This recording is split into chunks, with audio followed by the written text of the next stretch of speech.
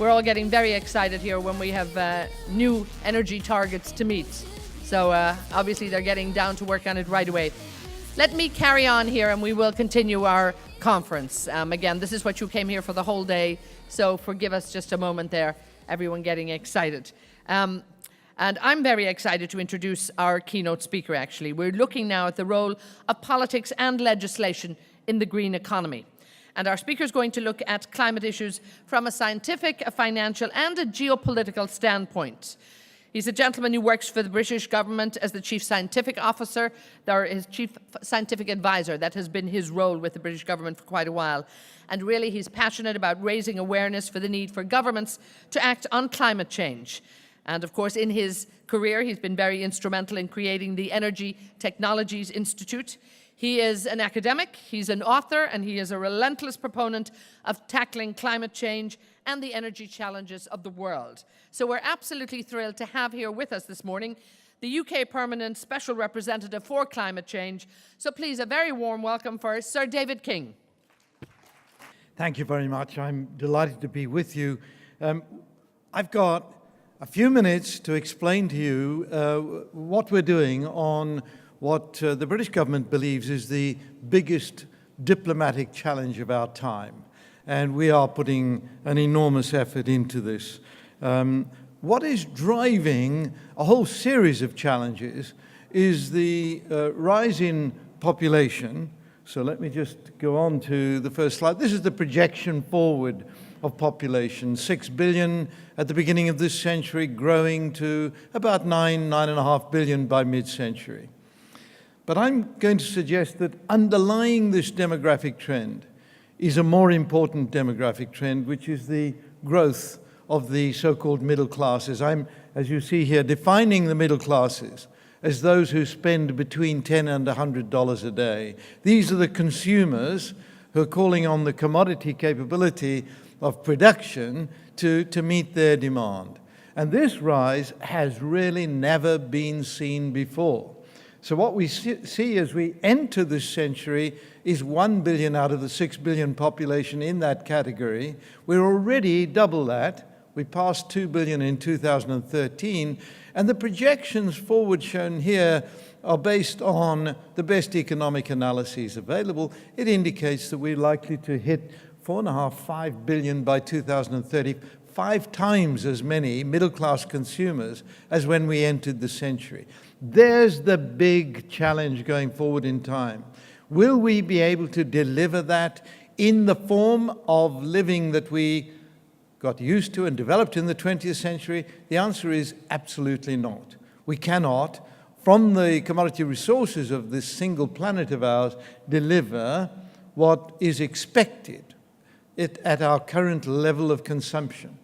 So what we need to do looking forward in time is not adjust that in minor ways, but make quite significant adjustments to the mode of economic development in the 21st century. So let me stress, I'm suggesting that the mode of development in the 20th century was highly successful, and its success can be measured in terms of that growth in the global middle class. But now we need to adapt those modes of development so that we focus on developing human well-being within the resource capability of the planet. That has to be the major new development as we go forward in time. So demographics, this rapid rise in the middle class that we're now in the process of perceiving, and by the way, by mid-century this will be over. So we've got to sort this out in the very near term. This isn't something that can be left for future generations. So if we look at this collection of challenges, they're all driven by the demographics, which means that unlike previous challenges, they're all coming at us at a single point in time, that is, the coming decades. And unless we get this right, we can see that the challenges that I've labeled under conflict and terrorism will become much sharper and more challenging going forward in time. Now, within all of these challenges, food, water, energy supply, you'll see there is climate change, but they're all interlinked. It's what us physicists look at is the most complex type of problem.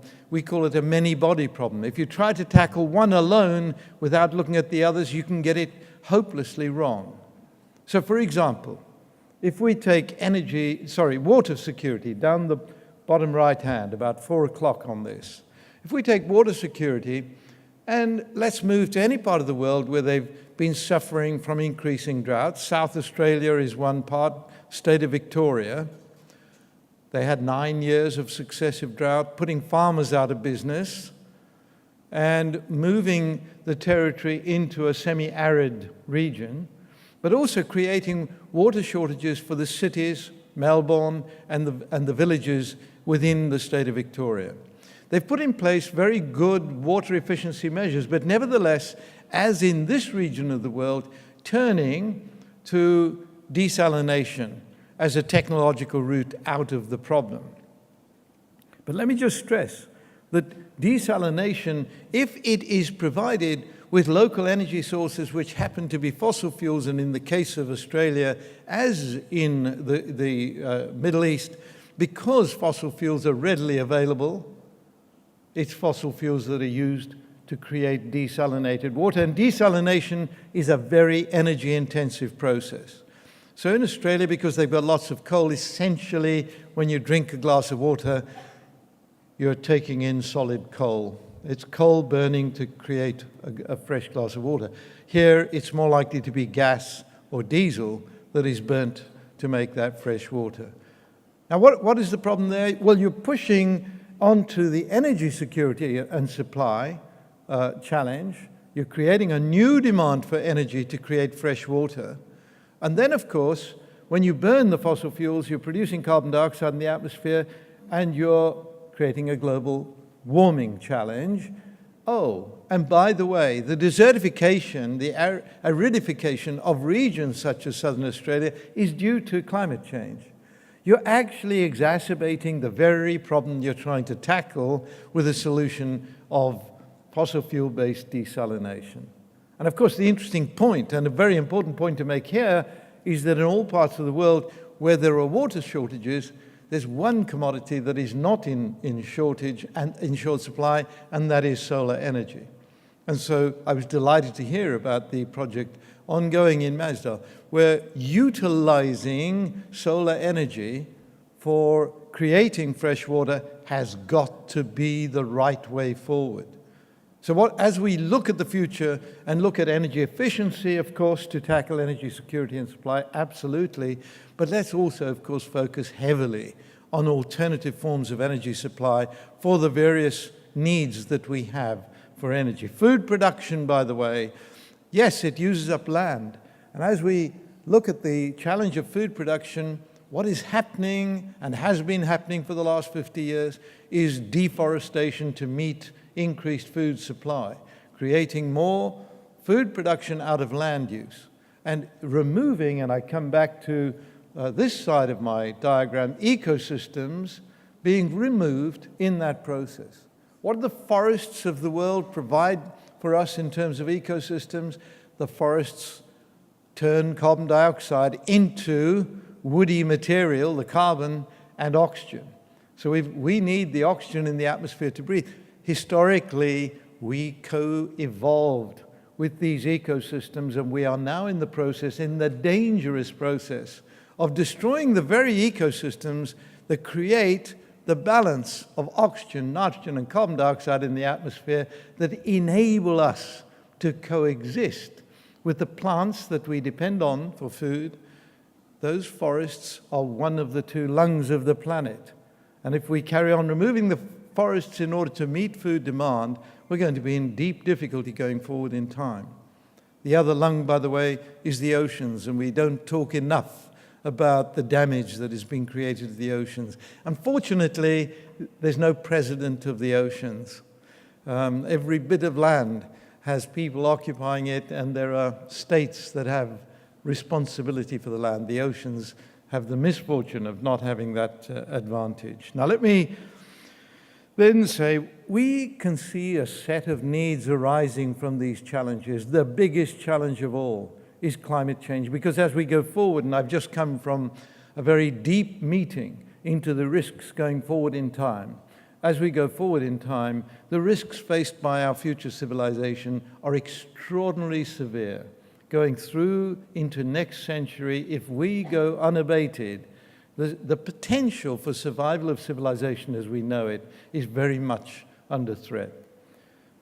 So what we need to look at very carefully is what the Intergovernmental Panel on Climate Change is saying. Now, their reports are very detailed scientific reviews of thousands of papers that have been published. The science of climate change is now not only well established, it's moving very rapidly. And the latest set of reviews published last year are an extraordinary piece of work. I'm just taking one graph out of this, and I believe it's the most important new graph. And let me take a moment to explain it to you. What you see on the vertical scale is what we call the temperature anomaly. This is the temperature rise since the beginning of the Industrial Revolution, which we provided energy for from burning fossil fuels. So this is the temperature rise on the vertical scale from 0 up to 5 degrees centigrade. And on the horizontal scale, the cumulative carbon dioxide emissions produced by our behavior. And what you see in black is what has already happened up to 2010, and what you see in blue and red and orange and the shaded areas is the various theoretical estimates going backwards in time but also going forwards in time, and the shaded areas represent the uncertainty in these estimates. And what you see is that basically, and let me say very roughly, this is a straight line. So as you increase carbon dioxide emissions, you get a virtually linear rise in global average temperature. Global average temperature, of course, is not the same as regional temperatures from one region to another. For example, if we do get to a 4 degrees centigrade temperature rise, there will be some regions that experience an 8 degrees centigrade temperature rise, and there will be others that experience close to no temperature rise. So this is very regionally dependent. These are global averages. If we get to the end point marked in blue and marked 2100 and stop producing carbon dioxide in the atmosphere completely, if we move into a carbon neutral world along that blue curve, we have a chance of staying at a less than 2 degrees centigrade temperature rise. We have a chance. That's 55% chance. If we keep burning fossil fuels going upwards along the red curve, then, as you see, we're likely to go into a 4.5 degrees centigrade world by 2100.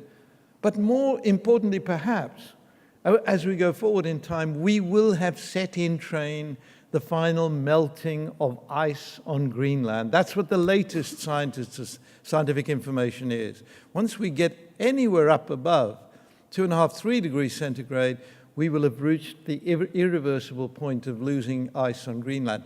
Not tomorrow, not by the end of the century, but how long will the ice last? 100 years? Perhaps 1,000 years. But when that ice melts, the sea levels will rise by 7 meters. 7 meters. And that's just the ice on Greenland. It doesn't include other ice shelves melting. So what we're talking about is a transformation in our civilization, because we will lose 80% of our major cities on coastlines if we go down that route.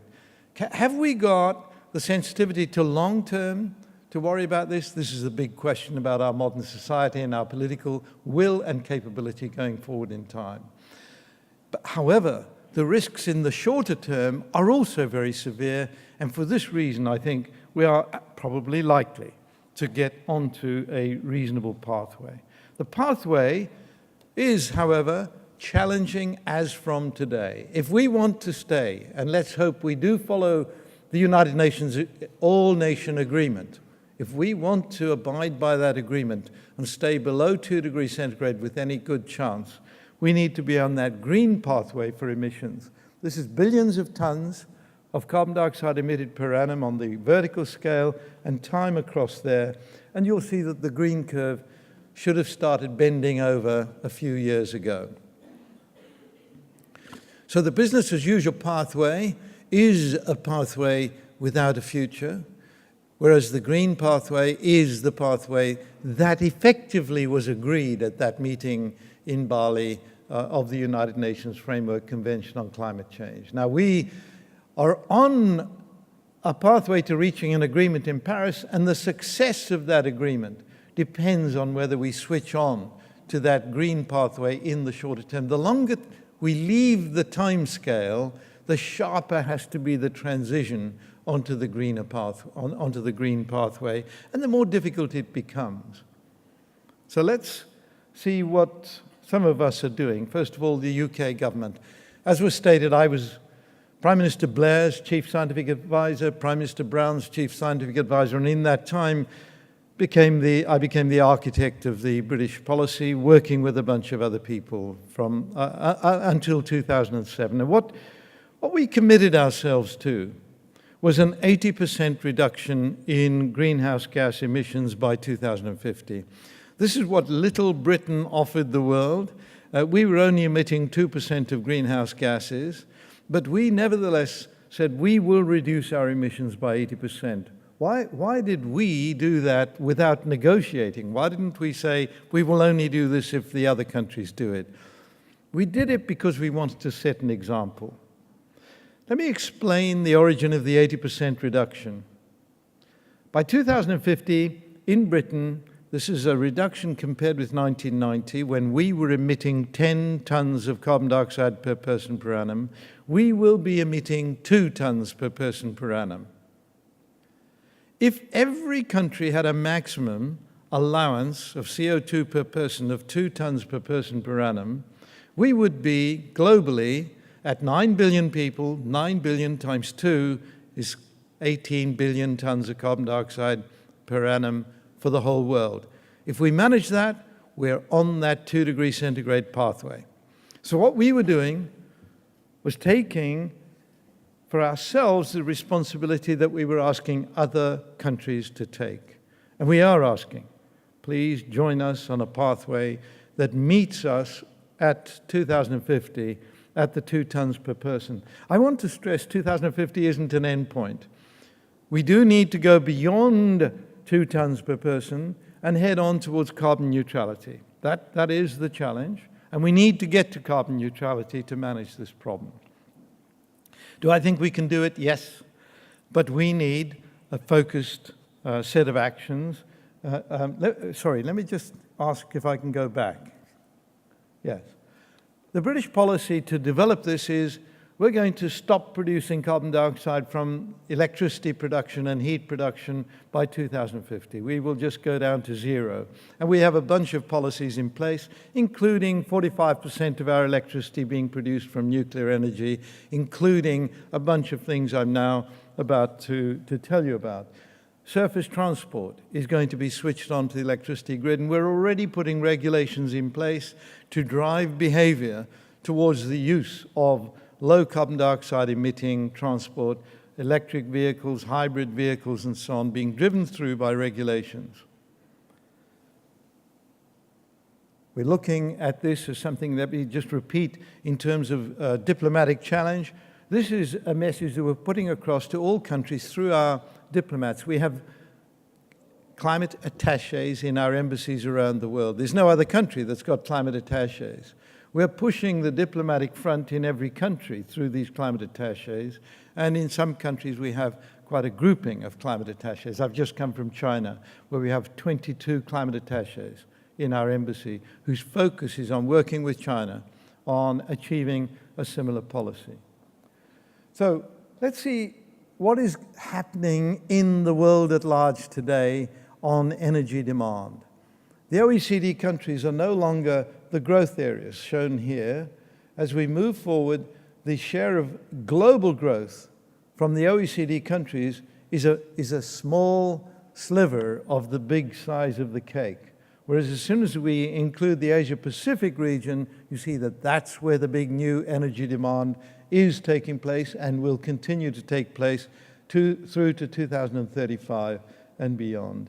There's the Middle East, Africa, Latin America, and Eurasia. That's the International Energy Agency, the foremost agency on projection of energy usage. That's their projection going forward of energy usage around the world. Now, China is the main driver of increasing energy demand at the moment. India will take over from China, estimated about 2020.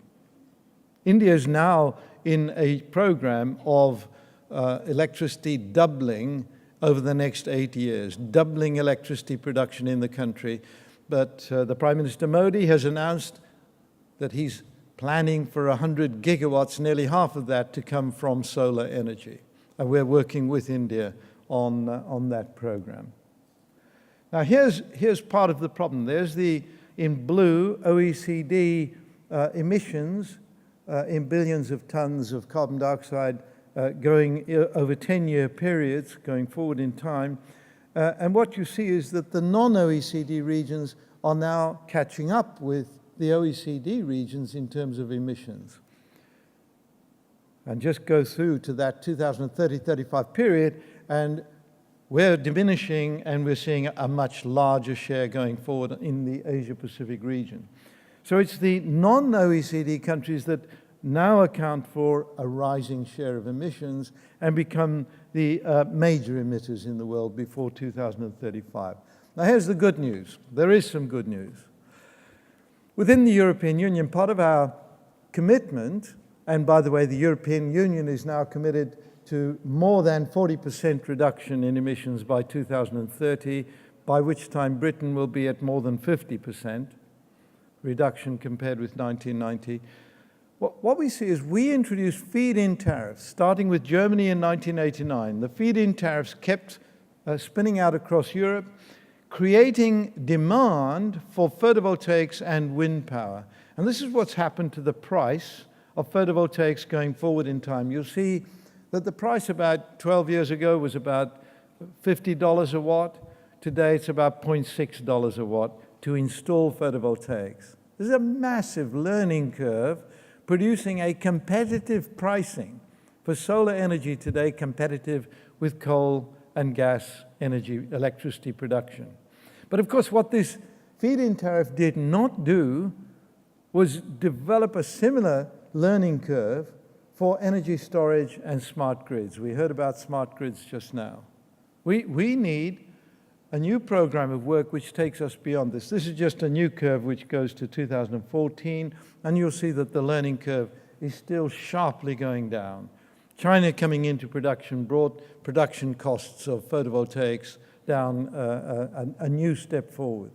We can see no reason why that downward trend shouldn't continue into the future as long as we pump more research and development, publicly funded research and development money into this. Now, can radical technology innovation change the future demand curves? We believe absolutely yes. I've got 5, thank you. But we need to target our innovation support. And so what I want to now talk to you about is precisely how we globally work together in targeting innovation support at the gaps in technology which will enable us to produce electricity more cheaply from renewables and nuclear, together with energy storage and smart grids.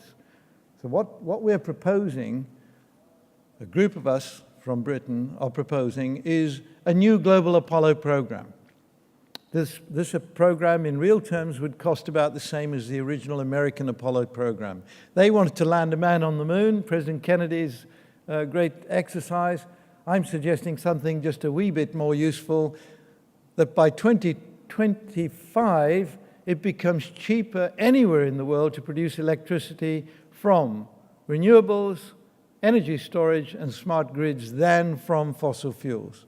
And when we reach that point, we're realistically going to be in a position economically to say, yes, we can make this transformation. So what we need is countries to join a consortium. We're estimating a requirement for about 0.02% of GDP. The estimate for the UAE, that would be about $90 million per annum. All right, so each country, each region being asked to join this consortium. if a country joins, they create a member of a commission, an international commission. And the commission would set out a group of experts to focus the work of each country in the consortium on the bottlenecks to be tackled by research, development, and demonstration using public money, but pulling private sector companies in the slipstream of this publicly funded surge in our D&D funding. That's the proposal. And you'll see that the target, new build renewable energy to become cheaper, including energy storage, than new build coal in sunny regions of the world. We think we can do this by 2020, but the final target is to reach the whole world, including rainy Britain, by 2025. Now, people say to me, well, what do you mean?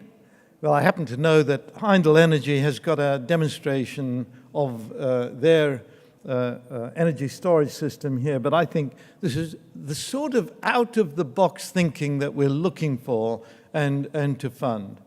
You see here, the proposal is to take a flat piece of land where we're going to store energy in the land and cut a circular cylinder downwards into the land. And that cylinder, 150 meters diameter, 200 meters deep, it's not very big. And you then put underneath that water pumps so that you can pump the cylinder up. I'm sure the farmers would have to be given a warning when their farm is going to be lifted out of the ground. Eventually it could be lifted, say, 70, 75 meters up. You're pumping water in when you have excess energy during the daytime from solar, when the wind is blowing from wind turbines.